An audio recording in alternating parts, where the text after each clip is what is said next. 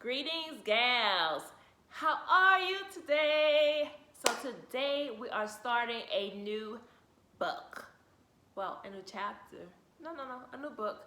A new book of the Bible, Exodus. Today we'll be starting Exodus. And today we are going to read Exodus 1 through 4. Yeah, Exodus 1 through 4. Thank you so much for being here with me today. Thank you so much for your continued interest in reading God's Word together.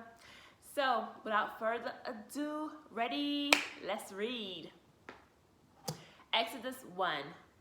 Now these are the names of the children of Israel, which came into Egypt. Every man in his household came with Jacob. Reuben, Simeon, Levi, and Judah.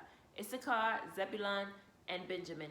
Dan and Naphtali, Gad and Asher.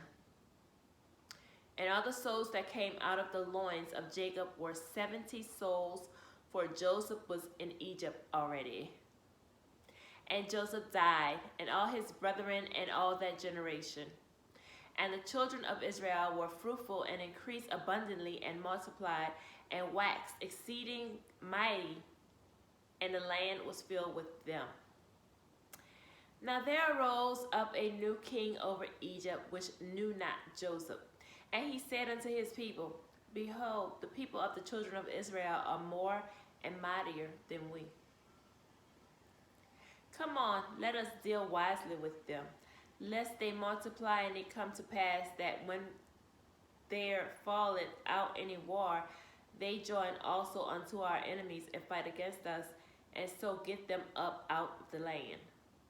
Therefore they did set over them taskmasters to afflict them with their burdens, and they built for Pharaoh treasure cities, Pithom and Ramses. But the more they afflicted them, the more they multiplied and grew, and they were grieved because of the children of Israel. And the Egyptians made the children of Israel to serve with rigor. And they made their lives bitter with hard bondage in mortar and in brick, and in all manner of service in the field, all their service.